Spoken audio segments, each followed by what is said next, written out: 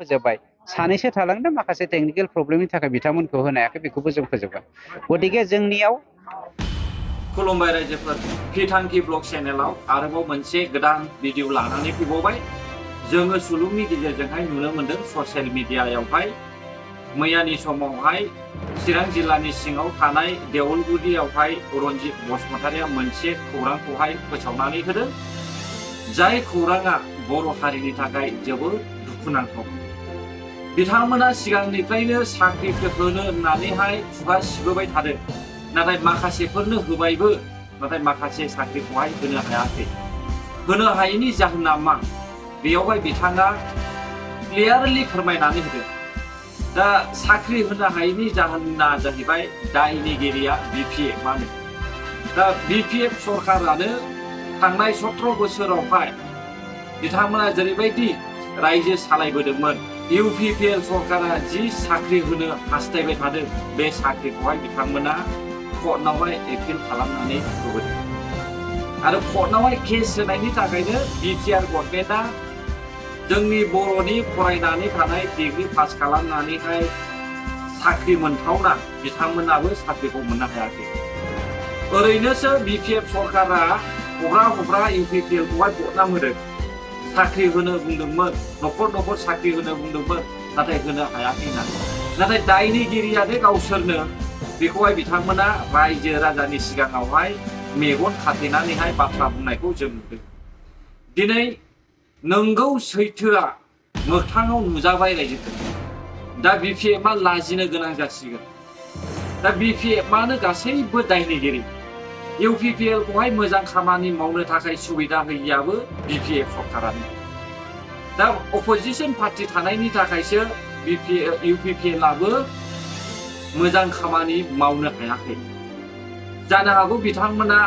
सानदों मोजाङैनो बर' रायजो राजाखौहाय डेभेलप खालामगोन नाथाय अपोजिशन पार्टी ओरै बिपिएफ हाग्रामा महिलारि बायदि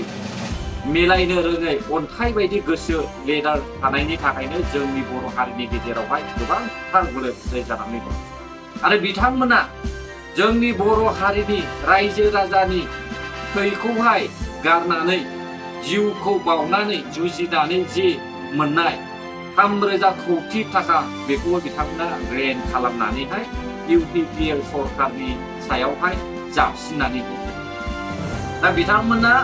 इउपिपिएल सरकारा बिपिएफनि रेनखौबो सुख'बाय होननानैहाय जोङो ससियेल मिडिया निउस पर्टेलनि गेजेरजोंहाय मिथिनो हाबाय आरो फैयै जि साख्रिनि मोननांगौमोन बे साख्रिखौबो बिपिएफआ केस होनानै दोननायखौहाय कर्टआवहाय जुजियै इउपिपिएलआ देरहासारनो हाबाय होननानैहाय रनजित बसुमतारि सारा ससियेल मिडियायावहाय फोरमायनानै होदों दा मेन दायनिगिरियाखौ नोंथांमोना सायख'दो सोर दायनिगिरि साख्रि होनो हायैनि दायनिगिरिया सोर साख्रि होनो हायैनि दायनिगिरिया इउपिपिएल नङा साख्रि होनो हायैनि दायनिगिरिया बिपिएफ मानो गावनि हारिनि साख्रिखौहाय बिथांमोना केस होआमोन मा खारनै केस होनानै दोनना अब्लालाय बिथांमोना रायजो राजानि हास्थायनाय माब्लाबाबो साना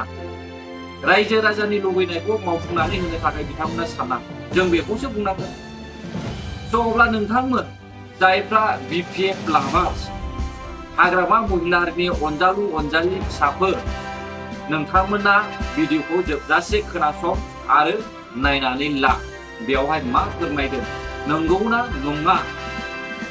बिथाङा नंगौ फोरमायदोंना नंखाय फोरमायदों नोंसोरो मोजाङै स्टाडि खालाम आं भिडिअखौहाय दिन्थिनानै होलांनोसै रेकर्डजों सोमोन्दो गैया दा जोंनियाव 1100टा पस्ट खालि दङ बे 1100टा पस्ट खालिखौ सेंसन खालामनानै मानसिनो साख्रि होनो दा हाथों मोनसे पलिसिजों बिपिएफआ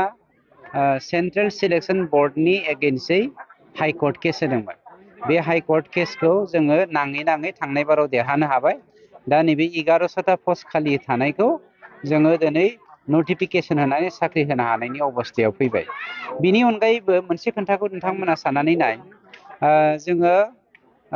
प्राय माने 900निख्रुइबो बांसिन टेट फोरोंगिरिफोर जायफ्रा माने रेगुलार नङामोन साख्रिया बेखौ जोंनि दिनाव रेगुलार खालामना होदों जायखौ बिपिए बा खिफिया गुजुवामोन। बिनि अनगायैबो 1999 मायथाइयाव जा अपारेशन ब्लेकबर्डनि गेजेरजों मा होनो साख्रि होनाय दङमोन, फोरोंगिरि साख्रि होनायफोर, बेखौ जोंनि काउन्सिलाव थानाय जेसेबां अबिबिफोर दङ अपारेशन ब्लेकबर्डनिफ्राय मोननाय साख्रिफोर, बेफोरखौ जोङो दाखालि थांनायाव फोजोबबाय। सानैसो थालांदों, माखासे टेकनिकेल प्रब्लेमनि थाखाय बिथांमोनखौ होनो हायाखै, बेखौबो जों फोजोबबाय। गतिके जोंनियाव होनायनि बेलायाव, साख्रि होनायनि बेलायाव, मावनायनि बेलायाव जों माब्लाबाबो केयारफिन खालामाखै। अपोजिसनाथ' गोबां बुंखागोन, खोन्थाया बेनो बिथांमोना गाव गावनि जाथि बंस'खौ होनायनि थाखाय बिराद धान्दा खालामोमोन। जोंनि दिनाव बिदि गैया। दा जों बुजिबाय क्लियारलि हाग्रा बिफाननि मन्त्रि रन्जित बसुमतारी सारा जायखौ फेरेंगा होननानै जों मिथियो, बिथाङा फोरमायना होबाय साख्रिखौ होनो हायैनि मेन दायनिगिरियानो जाहैबाय बिपिएफ। अब्ला हाग्रामा महिलारियासो बर' हारिनि साख्रिखौहाय हमथानानै दोनो। अब्ला बिथाङा बर' हारिखौहाय